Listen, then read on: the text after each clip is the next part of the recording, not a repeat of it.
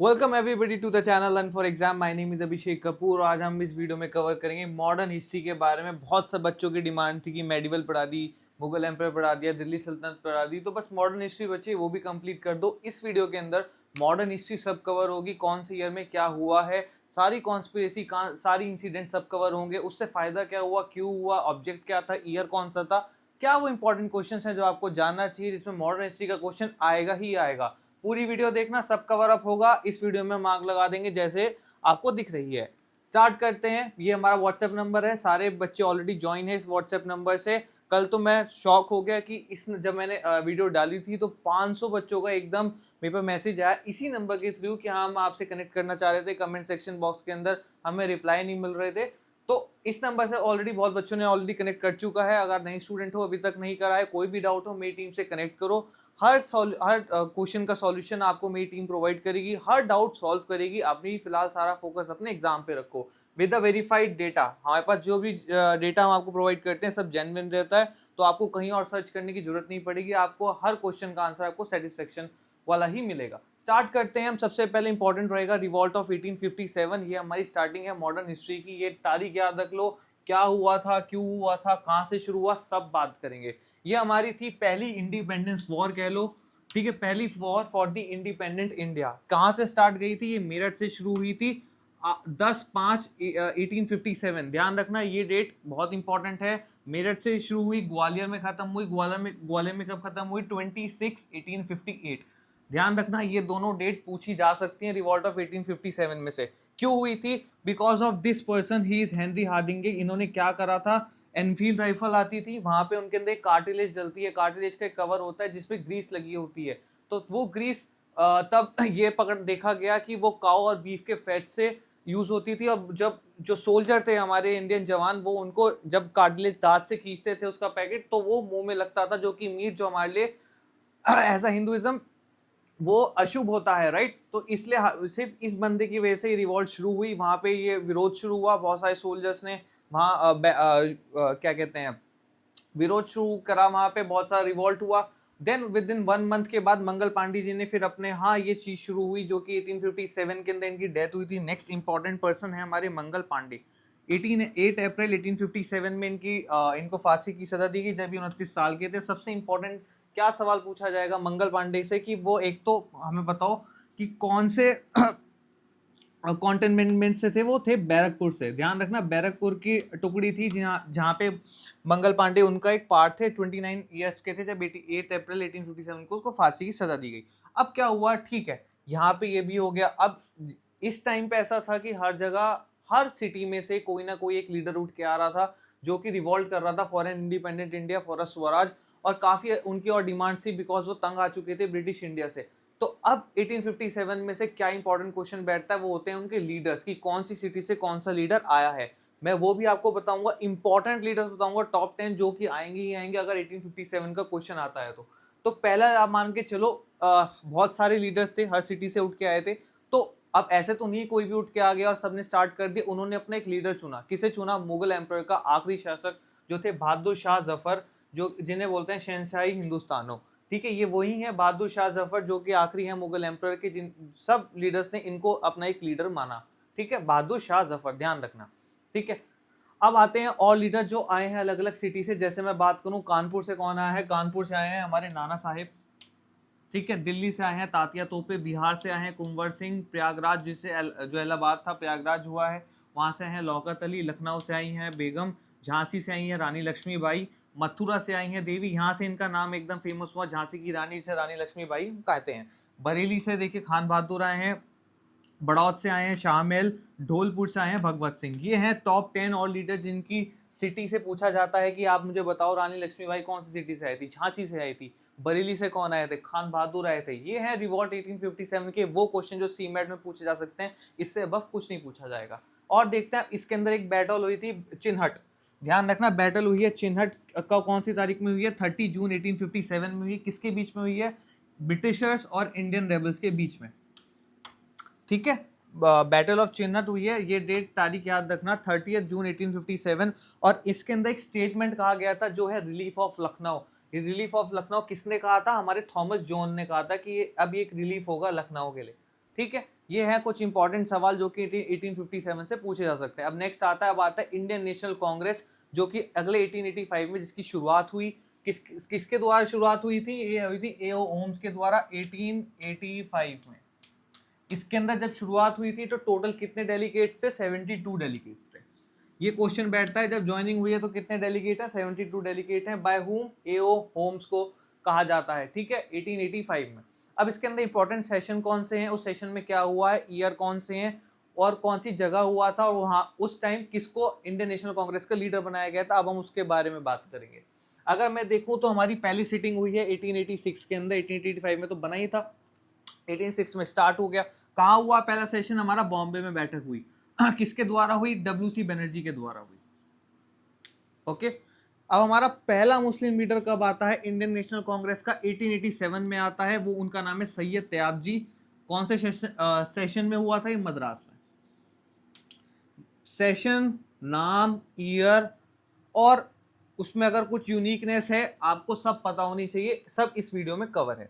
पहला foreign leader कब आया? 1888 में, जॉर्ज येल नाम था, प्रयागराज के अंदर बैठक हुई। नेक्स्ट है वंदे मातरम कब कहा गया है हमारे इंडियन नेशनल कांग्रेस के सेशन में? कलकत्ता में कहा गया है, सियानी जी थी जहाँ जब ये लीडर थी उस सेशन की, और 1896 में कहा गया है। स्वराज को पहली बार की डिमांड कब हुई? स्वराज वर्ड कब आया? स्वराज की सोच कब हुई इंडियन नेशनल कांग्रेस में? फर्स्ट टाइम वो हुई 1906 में, कलकत्ता सेशन में। 1906 में क्या हुआ था? ऑल मुस्लिम लीग का निर्माण हुआ था। क्या हुआ था? ऑल मुस्लिम लीग का निर्माण। इसके बारे में हम पूरी अच्छे से चर्चा करेंगे आने वाले वीडियो, आगे इसी वीडियो में। 1911 बहुत इंपॉर्टेंट है, एक तो वंदे मातरम वाला इंपॉर्टेंट है, एक है 1911 वाला इंपॉर्टेंट, जिसके अंदर जनगण मन गाया गया पहली बार, ये भी कलकत्ता सेशन में था। तब कौन थे? पंडित भीष्म नारायण जी। कौन थे? पंडित भीष्म नारायण जी सेशन के बैठक लीडर। फर्स्ट वुमेन लीडर कब आई हैं इंडियन नेशनल में? फर्स्ट वुमेन लीडर, फर्स्ट तो जितने जहां लिखे हैं सब रेड पे आपके टेस्ट पे होने चाहिए। फर्स्ट वुमेन लीडर आई एनी बेसेंट आई हैं। कब आई हैं? जब गांधी जी ने अपना सत्याग्रह स्टार्ट करा 1917 के अंदर, वो भी कलकत्ता सेशन में। जितने भी इंपॉर्टेंट सेशन हुए हैं मोस्टली कलकत्ता में हुए, आप खुद देख सकते हो, सिवाय इसके फर्स्ट फॉरेन लीडर जो कि प्रयागराज में था। स्पेशल सेशन जिसे कहा जाता है इंडियन नेशनल कांग्रेस का, वो 1920 में था, कलकत्ता में हुआ है, जब नॉन कॉपरेशन मूवमेंट स्टार्ट हुई थी। MG महात्मा गांधी कब बने हैं इंडियन नेशनल कांग्रेस के leader?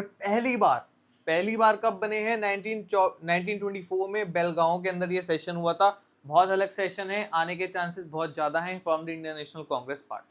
First Indian women leader, ये तो भी आपके PYQs का ही पार्ट है कि फर्स्ट इंडियन वुमेन लीडर कौन बनी है आपके इंडियन नेशनल कांग्रेस की? वो बनी है सरोजनी नायडू। कब बनी है? 1925 के अंदर, वो भी कानपुर सेशन में।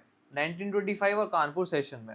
लाहौर सेशन और कराची सेशन बहुत इंपॉर्टेंट है, इसमें से आता है। क्यों? क्योंकि लाहौर सेशन में पाकिस्तान की पहली बार बात करी गई है, वो भी पुराना स्वराज भी उसके अंदर एक मोटिव रखा गया है। कौन थे? हमारे जवाहरलाल नेहरू इसके लीडर थे। 1931 में कराची सेशन हुआ है, इसके अंदर सेकंड राउंड टेबल हुई थी, सरदार वल्लभ भाई पटेल जी जो थे वो इनके लीडर थे। लास्ट इंपॉर्टेंट जो है इंडियन नेशनल कांग्रेस का, वो 1939 में, जब INC ने फर्स्ट रूलर इलेक्शन करे थे, फर्स्ट रूलर रिएक्शन करे थे, ध्यान रखना। और वो भी है आपका इसका जो लोकेशन है, मुझे प्रोनाउंसिएशन नहीं आ रही, फीजापुर है या फिरोजपुर F से ही है, वो मैं आपको बता दूंगा कमेंट सेक्शन बॉक्स में, वो भी इंपॉर्टेंट है, वो भी बताऊंगा। 1939 भी याद रखना, इसके अंदर INC के फर्स्ट रूलर इलेक्शन हुए थे। नेक्स्ट पे आओ, नेक्स्ट आता है हमारा पार्टीशन ऑफ द बंगाल। ठीक है, ये कौन सी तारीख में हुआ था? ये हुआ था 16 अक्टूबर में। कौन सा लॉर्ड और कौन सा वाइसरॉय था? मैंने हर चीज कवर कर रखी है, एक वीडियो डेडिकेटेड है सारे लॉर्ड और सारे वाइसरॉयज के, चाहे लॉर्ड आपका गवर्नर जनरल ऑफ बंगाल हो, गवर्नर जनरल ऑफ इंडिया, सब कवर है, उन्होंने क्या क्या करा है, कौन से ईयर में आए हैं, वो एक ही वीडियो में सब कवर है, वो भी जाके चेकआउट करना। 16 अक्टूबर में आया है हमारा पार्टीशन ऑफ द बंगाल, इसके अंदर लॉर्ड कुर्सॉ थे। ठीक है, पार्टीशन ऑफ बंगाल आया है 1905 में। इसमें क्या हुआ? अमर सोना बंगला एक गाना गाया गया था, किसने गाया था वो आप सब कमेंट सेक्शन बॉक्स में बताएंगे। ठीक है, क्योंकि बहुत इंपॉर्टेंट है। स्वदेशी एंड बायकॉट मूवमेंट इसके अंदर स्टार्टिंग हुई। All tie rakhis on each other hand, एक इंपॉर्टेंट चीज हुई थी 16/10/1905 में। All ties rakhis on their on each one hand. Partition लेकिन कैंसिल हुआ 1911 के अंदर बाय लॉर्ड हार्डिंग। ये भी इंपॉर्टेंट है, ये मैंने आपको लॉर्ड और वाइसरॉय वाली वीडियो में कराया था कि पार्टीशन फिर 1911 में कैंसिल हुआ। फिर आया आपका सूरत स्प्लिट। क्या आया? सूरत स्प्लिट। सूरत स्प्लिट आया आपका 1907 के अंदर। 1906 में मैंने अभी आपको बताया था ऑल मुस्लिम लीग अभी बनी थी, तो उसका ईयर आप याद रखना, 1906 में ऑल मुस्लिम लीग। सूरत स्प्लिट हुए 1907, जिसके अंदर दो आई हैं, मॉडर्निस्ट और एक्सट्रीमिस्ट। क्या आए हैं? दो चीज में डिवाइड हुए, मॉडर्निस्ट और एक्सट्रीमिस्ट। एक्सट्रीमिस्ट के कौन पार्ट थे? लाल बाल पाल। कौन थे? लाल बाल पाल। बाल गंगाधर तिलक, लाल बहादुर शास्त्री और आप, ठीक है, इसलिए मैंने आपको शॉर्ट फॉर्म आपको याद हो तो इसलिए लाल बाल पाल एक्सट्रीमिस्ट। और मॉडर्निस्ट में गोखले थे और भी थे, दो तीन चार और थे, लेकिन इंपॉर्टेंट है आपके एक्सट्रीमिस्ट से वो पूछता है कि एक्सट्रीमिस्ट के कौन पार्ट था कौन नहीं था, इसलिए ध्यान रखो ये तीन इंपॉर्टेंट है, लाल बाल पाल सूरत स्प्लिट से। नेक्स्ट पे आओ। नेक्स्ट है हमारा मॉर्ले मिंटो रिफॉर्म 1907, ठीक है, इसे गवर्नमेंट एक्ट भी बोलते हैं, गवर्नमेंट एक्ट 1909। इसका दूसरा नाम है मॉर्ले मिंटो रिफॉर्म, ठीक है। इसमें क्या हुआ? लॉर्ड मिंटो अपॉइंट हुए थे, इसलिए तभी मॉर्ले मिंटो आपको नाम सुनाई दे रहा है, ठीक है। और उसके बाद सत्येंद्र, हाँ सबसे इंपॉर्टेंट है इसके अंदर क्या हुआ, सत्येंद्र पी सिन्हा को as the first Indian member बनाया गया है वाइसरॉय एग्जीक्यूटिव काउंसिल का। इसमें यही इंपॉर्टेंट बात थी कि पहली बार कोई इंडियन बना है वाइसरॉय एग्जीक्यूटिव काउंसिल का मेंबर, पहली बार, ठीक है। नाम याद रखो कौन और कहाँ का मेंबर बनाया गया है, कौन से ईयर में। नेक्स्ट आपका आता है गदर पार्टी। गदर पार्टी का इवेंट आ गया 1913 के अंदर। इसके अंदर गदर न्यूज़पेपर आया बाय लाल हरदयाल। ये क्यों आया था? Just to encourage the Indians and swadeshi swaraj, यही मेन मोटिव रहा है पूरे आपके मॉडर्न हिस्ट्री का, ठीक है।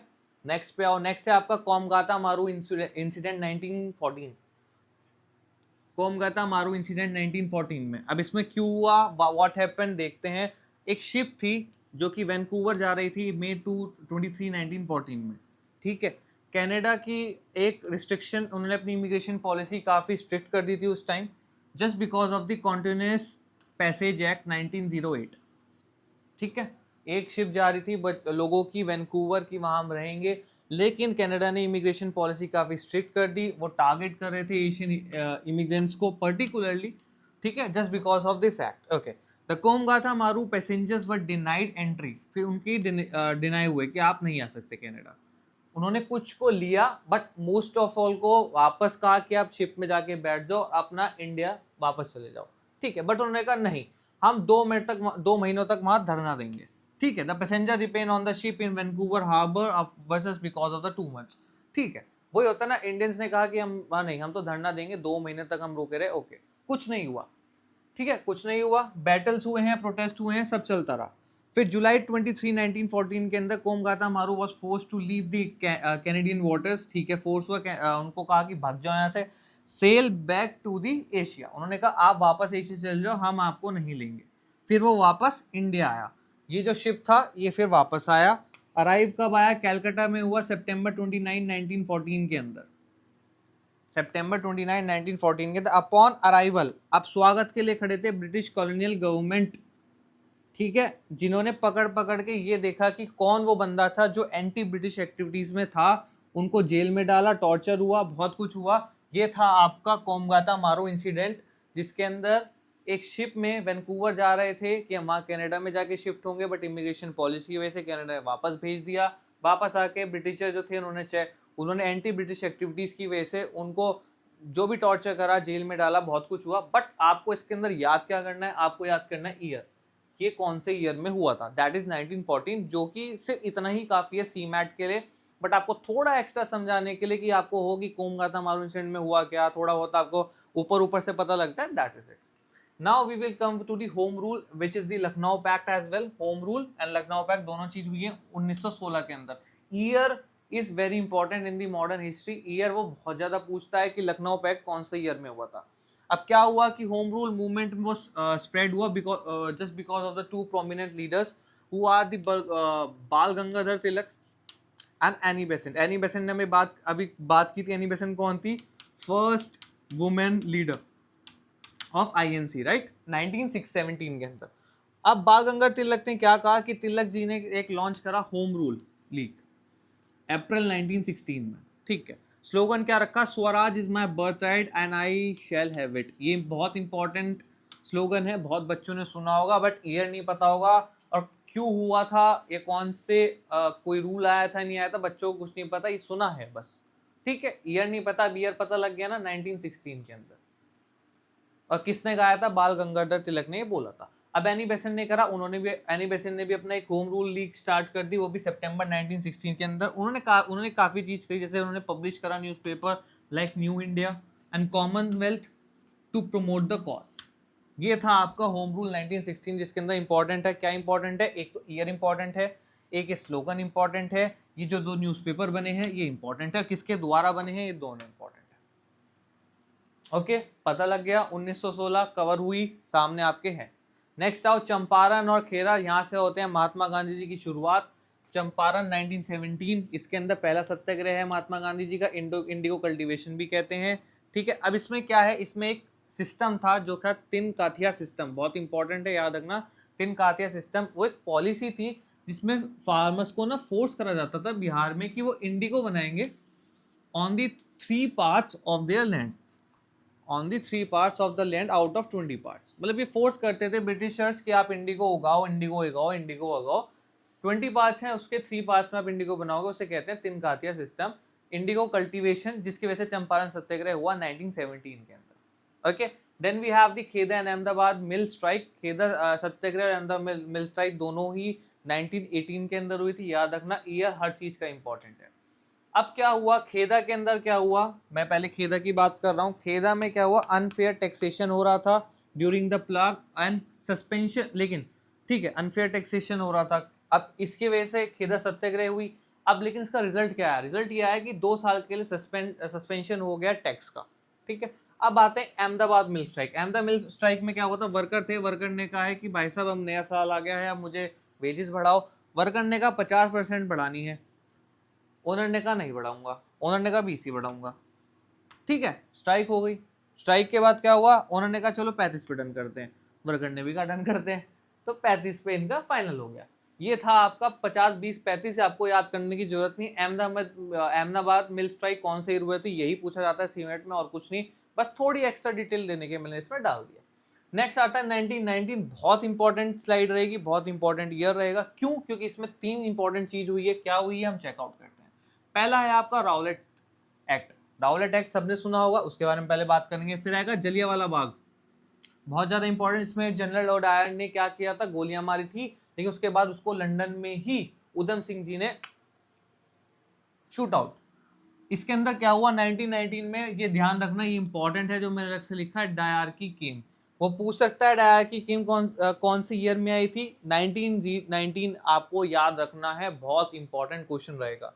राउलेट एक्ट में क्या हुआ था कि गवर्नमेंट ने एक एक्ट इंट्रोड्यूस कर दिया। उसमें क्या था, गवर्नमेंट के जो भी आपके रूलर्स हैं या कुछ भी, वो इम्प्रिजन कर सकते हैं किसी को भी without any trial, without any political activities, कुछ भी। आपको अगर मैं शक हुआ कि वो आपको अंदर कर रहे हैं, अंदर कर दो, कोई दिक्कत नहीं उसमें। वाई वू वाई वेयर क्यों कुछ कोई क्वेश्चन नहीं, आप अंदर कर सकते हो बिना किसी ट्रायल के, ठीक है। इसकी वजह से क्या हुआ, लोगों में भाई अच्छा नहीं लगा, उन्हें गुस्सा आया कि भाई ऐसा क्यों है, आप हम ही टारगेट कर रहे हो, हमने कुछ किया नहीं है, बिना पूछे आप ऐसी, तो वही बात है। फिर उसके लिए प्रोटेस्ट हुए। ओके, फिर then we will came to Jallianwala Bagh. Jallianwala Bagh में 13 अप्रैल 1919 इंपॉर्टेंट डे, जिस दिन बैसाखी थी, ठीक है। Punjab was hotbed of a political agitation which leaders, 2 leader थे, बहुत इंपॉर्टेंट है, नाम इसके अंदर लिखा है, मैं मार्क कर रहा हूँ, याद रखना। एक Satyapal, doctor Satyapal and doctor Saifuddin Kitchlew, doctor Saifuddin Kitchlew, 2 important थे। इन दोनों ने स्प्रेड किया था प्रोटेस्ट। इसके चक्कर में क्या हुआ कि जो ब्रिटिशर्स थे इन्होंने इनको पकड़ा, दबोचा, और क्या हुआ टॉर्चर वगैरह करने के लिए। इसके बाद इनके प्रोटेस्ट के लिए लोगों ने क्या किया कि इन्हें छोड़ो भाई, ऐसा क्यों है, और उसके बाद और जनरल डायर ने गोलियां चलाई।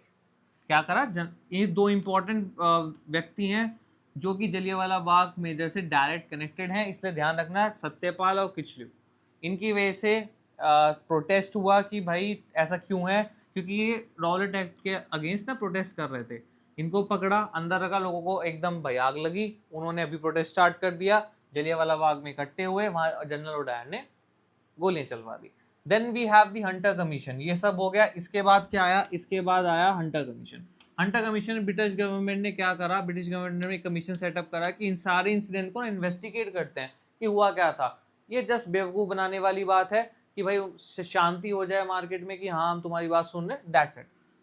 लेकिन उन्होंने while the commission criticized the Dyer, he faced no real consequences and even hailed as the hero of the some in the Britain। ठीक है, वो ये है कि बस कुछ मार्केट को शांत करने के लिए कि हाँ हम कुछ कर रहे हैं तुम्हारे लिए, इसलिए हंटर कमीशन आ गया, दैट्स इट।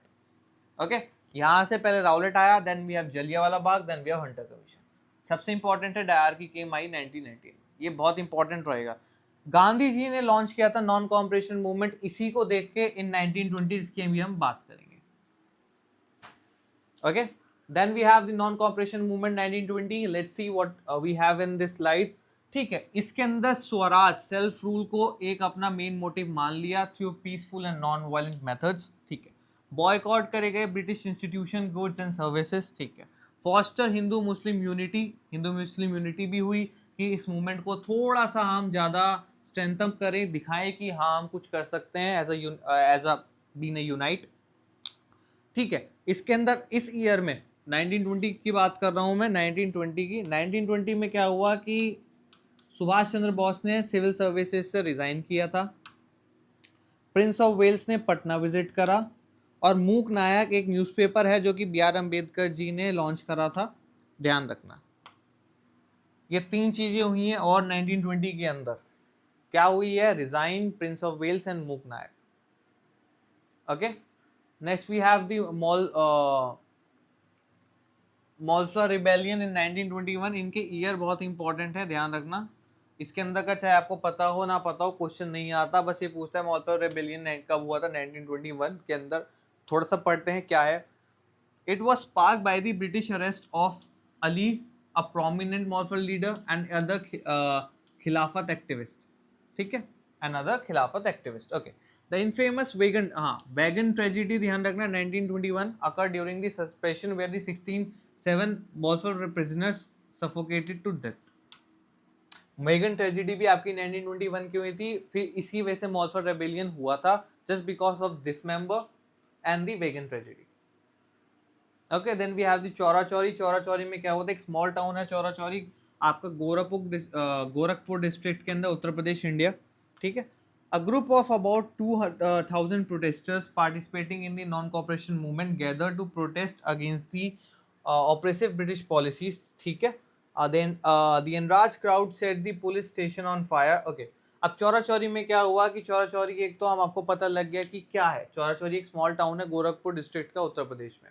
इसके अंदर क्या हुआ, 2000 से ज्यादा प्रोटेस्टर ने क्या करा, नॉन कॉपरेशन मूवमेंट के द्वारा, तब तक अभी तक नॉन कॉपरेशन मूवमेंट चल रहा था, नॉन कॉपरेशन मूवमेंट के द्वारा भाई 2000 लोगों ने धरने लगाए, प्रोटेस्ट करा कि भाई आपकी पॉलिसी, जो ब्रिटिश पॉलिसी, उनको दुख हो रहा था कि भाई ये तो बिल्कुल ख़राब है हमारे लिए, इसलिए प्रोटेस्ट करा।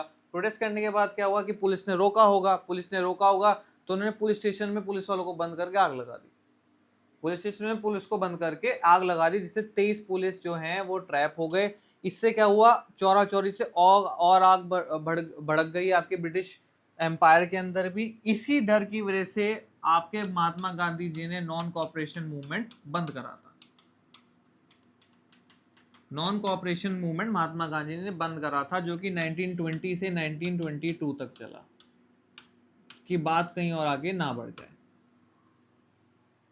ओके, ये आपका था चौरा चौरी 1922, मॉल्फर रेबेलियन 1921, और आपका नॉन कॉपरेशन मूवमेंट का भी पता लग गया, 1920 से 1922 तक चला है। Next we have the Kakori conspiracy. क्या है काकोरी कॉन्स्पिरेसी, ईयर याद रख लो, बाकी तो हम बाद में पढ़ते रहेंगे। काकोरी कॉन्स्पिरेसी 1925, इसमें क्या हुआ, एक ट्रेन को स्टॉप किया गया काकोरी में, और रिवॉल्यूशनरीज जो थे उन्होंने लूट कर दी, 8,000 से लेकर 10,000 तक अमाउंट छोड़ दो, मतलब लूट करी गई है। कहाँ पे, एक ट्रेन के अंदर, जो कि ब्रिटिश ट्रेजरी लेके जा रही थी, ब्रिटिश ट्रेजरी लेके जा रही थी, उसको रोका, उसको लूटा, बिकॉज हमारे पास पैसे कम पड़ रहे थे, just to fund the revolutionary activities against the British. इसके अंदर मेन कौन है, इसके अंदर हिंदुस्तान रिपब्लिकन एसोसिएशन, जिसे HRA बोलते हैं, फाउंड हुआ इन 1924, ध्यान रखना। ठीक है, by Ram Prasad Bismil, Sachindra Nath Sanyal and the others organise the robbery. HRA कौन सी ईयर में लॉन्च हुआ एंड बाय होम, ये याद रखो, सबसे इंपॉर्टेंट पॉइंट, कौन सी ईयर में काकोरी कॉन्स्पिरेसी हुई है। ठीक है, की पार्टिसिपेंट कौन थे? अशफुल्ला खान, प्रसाद बिस्मिल। ओके, ये आपको पता लगे, इससे ज्यादा नहीं आएगा। इसके बाद है we have the Simon commission 1927। Simon commission क्यों हुआ था कि अब आप देखते हैं साइमन कमीशन क्या हुआ है हमारा, कि century commission, the commission officially known as the Indian century commission. ठीक है, हाँ, साइमन कमीशन मैंने पॉलिटी वाली वीडियो में बताया था। Simon commission is the startup for the, कि अब इंडिया का खुद का एक पार्लियामेंट और उसके कॉन्स्टिट्यूशन को थोड़ा समझने के लिए, उसके रिफॉर्म समझने के लिए ब्रिटिश मेंबर्स ने एक ग्रुप भेजा था, उसे हम साइमन कमीशन कहते हैं। साइमन आया था, साइमन, ठीक है, साइमन आया था, साइमन कमीशन, उससे भी उसका नाम है 1927 में। ओके, इसको इसमें इतना कुछ नहीं है, बस 1927 याद रखो, Simon commission. Next we have Bardoli satyagraha, बहुत इंपॉर्टेंट है। ये किसने लीड की थी और उनको एक टाइटल मिला था, वो बहुत इंपॉर्टेंट है। Lead by Sardar Vallabh Bhai Patel. इसको लीड करने के बाद उन्हें एक टाइटल मिला था जिसे बोलते हैं सरदार। पहले Vallabh Bhai Patel, then after leading this Bardoli satyagraha इनको टाइटल मिला था लीडर का, that is Sardar. Okay, then we have Dandi march 1930। Dandi march कह लो, सॉल्ट सत्याग्रह कह लो, और आपका सिविल डिसोबीडियंस मूवमेंट कह लो, 1930। ओके, बरदोली सत्याग्रह में ज्यादा कुछ नहीं था जानने के लिए आपके लिए। देन वी हैव कि कब शुरू हुआ, ये मार्च, ये तारीख याद रखना, 12 मार्च 1930। खत्म कब हुआ? अप्रैल 6, 1930। ठीक है, Gandhi ji was joined by 78 followers, important. इसके अंदर क्या हुआ? Sales of the salt were monopolised by the government and Indian were forced to pay high taxes of the salt. वजह समझ गए? समझ गए। कौन सी तारीख से शुरू हुआ, कौन सी तारीख में खत्म हुआ, फॉलोवर कितने थे?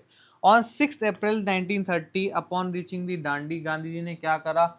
सॉल्ट लॉ को ब्रेक करा। कैसे? उन्होंने एक हैंडफुल सॉल्ट लिया फ्रॉम द सी शोर एंड उसे चख लिया, बस ये लॉ ब्रेक हुआ और कुछ नहीं हुआ। बस आपको ये तारीख याद रखनी है और वजह आपको पता लग गई। Next we have Mahatma Gandhi और अरविंद पैक्ट 1930, जिसमें अरविंद जी जो थे तब उस टाइम, उन्होंने कहा था कि आप ये सिविल डिसोबीडियंस मूवमेंट और ये जो कर रहे हो इसे आप खत्म करो, हम आपकी जो बातें हैं वो मान लेंगे। कैसे मान लेंगे? क्या क्या माना? कि ठीक है, आप कमर्शियली अगर सॉल्ट बेचना चाहते हो बेच सकते हो। आप महात्मा गांधी ने कहा था जो आपने पीजेंट्स की जो भी लैंड ले रखी है आप उन्हें वापस दोगे अगर आपने अभी तक सोल्ड नहीं करी, और काफ़ी चीज़ें थी, बस इससे ज़्यादा कुछ नहीं था। और यही पैक्ट हुआ 1931 के अंदर। इसके अंदर क्या हुआ? आपका सेकंड राउंड टेबल भी हुई। इसके बाद क्या हुआ? Second round table. इसके अंदर अरविंद जो थे उन्होंने कहा था महात्मा गांधी को कि आप सेकंड राउंड टेबल पे आओगे, बैठक होगी। ठीक है, इससे ज़्यादा कुछ नहीं। पूना पैक्ट देखो, पूना पैक्ट हुआ 1932 के अंदर। ये किसके बीच में था? आपके महात्मा गांधी और बी आर अम्बेडकर जी के बीच में। किसके? हाँ, महात्मा गांधी और बी आर अम्बेडकर जी के। M G B R, magnesium bromide नहीं है, ये एम जी और बी आर है। मैंने जो पहले हाँ 100 क्वेश्चन की सीरीज भी मैं कर चुका हूँ जीके की, जिसके अंदर एक ही वीडियो में 100 क्वेश्चन है। रेगुलर सीरीज वो आ रही है, वो भी चेकआउट कर लेना। ठीक है, पूना पैक्ट है एम जी बी आर के बीच में। इसके अंदर डेट आपको याद रखनी जरूरत नहीं है, बस आपको ईयर देखना है। क्यों? क्योंकि बी आर अम्बेडकर जी ने यहाँ कहा था कि देखो एक इश्यूज आ रहे हैं सेपरेट इलेक्टोरेट्स को लेके। ठीक है, क्यों? Just because of the schedule caste, उनकी जो अलग से वोट रखते हैं वो इशू है, ऐसा नहीं होना चाहिए, सबको एक यूनाइट करना चाहिए। इस पे महात्मा बी आर अम्बेडकर जी ने महात्मा गांधी जी से कहा, उन्हें समझाया, और ये पूना पैक्ट हुआ है 1932 के अंदर। That's it. ठीक है, उसके बाद हुआ है कॉन्स्टिट्यूशनल असेंबली 1934। यहाँ मॉडर्न हिस्ट्री में करने की जरूरत नहीं है, पॉलिटी में मैंने आपको बता रखा है, बस इसका ईयर याद रखना 1934। कॉन्स्टिट्यूशन असेंबली 1934 के अंदर सेटअप, दैट्स इट। अब इंपॉर्टेंट है government of India act 1935। Government of India act 1935 ठीक है, इसके अंदर क्या क्या हुआ, सारे पॉइंट्स इंपॉर्टेंट है, याद रखना। सीधा क्वेश्चन पूछता है कि कौन से ईयर में प्रोविंशियल ऑटोनॉमी आई है, इंपॉर्टेंट। ठीक है, द सिस्टम ऑफ डायरकी जो आया था ना, जिसको मैंने बताया था अभी 1919 में, जिसे कहते हैं गवर्नमेंट ऑफ इंडिया एक्ट 1999, जिसे हम एक और नाम से जानते हैं क्लेम्सफोर्ड। ध्यान रखना, क्लेम्सफोर्ड एक्ट कहते हैं 1919 एक्ट को। वो अगर पूछे गवर्नमेंट ऑफ इंडिया एक्ट 1919 का नाम दूसरा क्या है, दैट इज क्लेम्सफोर्ड एक्ट 1919। ठीक है, जिसमें डायरकी आई थी वो अबॉलिश हो गई। क्या हुई? अबॉलिश हो गई। दूसरा पॉइंट कवर। ठीक है, ये आप चाहे ना भी करो, कोई दिक्कत नहीं है। फिर क्या हुआ? डिवीजन हुई है पावर्स की। किसकी हुई? डिवीजन पावर्स की। कितने में हुई है? 3 लिस्ट के अंदर डिवीजन हुई है। First is federal list, then second is provincial list and तीन is concurrent list. Federal, provincial, concurrent. Federal में क्या आता है आपका? Defence, foreign affairs, currency. Provincial में क्या आता है? Agriculture, health and education. Then we have concurrent में क्या आता है कि subject share by both of the government. ठीक है, 3 में आपका शेयर हो गया। फिर क्या हुआ? By cameral legislature at the federal level establish हुए हैं, अपर हाउस और lower house. Upper house council of states and federal assembly which is the lower states. Okay, इसके अंदर एक हुआ बर्मा, जिसे आज हम म्यांमार कहते हैं, वो सेपरेट हुआ था इंडिया से and became a separate colony. Important. Government of India 1935 important इसलिए है, एक तो म्यांमार, 3 लिस्ट आ गई आपके, बाई कैमरल लेजिस्लेचर हो गया आपका, प्रोविंशियल ऑटोनॉमी आ गई, डायरकी हट गई, क्लैम्सफोर्ड जो आपका एक्ट था ऑलरेडी सब कवर है। ठीक है, we have then the August offer 1940। August offer क्यों आया था? अगस्त ऑफर इसलिए आया था कि भाई ब्रिटिशर्स ने इंडिया में लोगों को भेजा कि भाई इन्हें थोड़ा तैयार करो फॉर दी वर्ल्ड वॉर, कि भाई इसमें हेल्प करेंगे। बट ये सब हुआ नहीं, ये सब ड्रॉप हो गया। ठीक है, कॉन्स्टिट्यूशनल रिफॉर्म्स के लिए वो भी आए थे, वो भी मैंने पॉलिटी में आपको बताया था। ठीक है, इसमें इतना कुछ जानने की जरूरत नहीं है, बस आपको देखना है अगस्त ऑफर कौन सी ईयर में था, 1940, दैट इससे और कुछ नहीं आने वाला। फिर आपका आता है इंपॉर्टेंट क्विट इंडिया मिशन 1942। क्या आता है? Quit India movement, sorry quit India mission 1942। अब इसमें क्या हुआ? इससे पहले तो क्या बोलते हैं? अगस्त क्रांति बोलते हैं। क्या बोलते हैं? अगस्त क्रांति बोलते हैं। ठीक है, इट इज लॉन्च बाय, किसने लॉन्च किया था? Indian National Congress under the leadership of Mahatma Gandhi, under the leadership of Mahatma Gandhi. ठीक है, इसके अंदर एक स्लोगन दिया गया। क्या स्लोगन दिया गया? डू और डाई। क्या दिया गया? डू और डाई। ठीक है, की डिमांड क्या थे? कि ब्रिटिश रूल को एंड करो, ट्रांसफर करो power to the Indians to govern themselves. ठीक है, एक और इंपॉर्टेंट वर्ड बता रहा हूँ, आने के चांसेस 99.99। क्या? अरुणा असफ अली जो थी, मतलब जो अरुणा असफ अली थे, ये इन्होंने एक टैंक पे इंडिया का फ्लैग चढ़ाया। वो इसे पूछते हैं कि भाई फ्लैग जो टैंक पे चलाया, वो लगाया है, वो किसने लगाया है? अरुणा असफ अली। इम्पॉर्टेंट हैं, पूछे बहुत ज़्यादा ये क्वेश्चन आता है और बहुत सारे पेपर में आया है, सिर्फ सीमैट में नहीं। ठीक है, अंडरग्राउंड एक रेडियो चलाया गया। ठीक है, अंडरग्राउंड एक रेडियो चलाया, क्यों चलाया गया? कि हम वही एक ही डिमांड है पूरे आपकी मॉडर्न हिस्ट्री में, स्वराज और इंडिया ऊपर हो, उनको पावर मिले, खुद से गवर्न कर सकें, ब्रिटिश रूल का एंड हो, दैट्स इट। वही मोटिव से और लोगों को, बच्चों को मोटिवेट करने के लिए किसने चलाया? उषा मेहता। प्लेस जहाँ पे ये सब हुआ था, जहाँ पे एक मीटिंग भी हुई थी। कौन सी मीटिंग हुई थी? कौन सी जगह थी? वो थी अगस्त क्रांति मैदान। प्लेस भी आप याद रखना। इंडियन नेशनल, फिर इसके बाद क्या हुआ? इंडियन नेशनल आर्मी की भी इस ईयर स्थापना हुई। By home? By Mohan Singh. ठीक है, इसके बाद 1943 में वो चार्ज किसको दिया गया? सुभाष चंद्र बोस जी को। 1942 में इंडियन आर्मी, देन वी जो चार्ज था वो 1943 में सुभाष चंद्र बोस जी को दिया गया। ठीक है, ये वो इंपॉर्टेंट पॉइंट है जो सी मैट में आपसे पूछ सकता है। इससे ज़्यादा आपको अगर क्रेज़ हो कि भाई मैं तो इसके बारे में और पढ़ूँ, आप अपनी नॉलेज के लिए पढ़ सकते हो, बट इस सी मैट के बाद पढ़ो, बहुत अच्छा है। सी मैट में कोई ज़रूरत नहीं है, पढ़ना का मन हो पढ़ सकते हो, कोई दिक्कत नहीं है, तो और अच्छी बात है आप जितना पढ़ोगे। Then we have the cabinet plan 1946, बस इसमें आपको ईयर जानना इंपॉर्टेंट है, जो कि है 1946।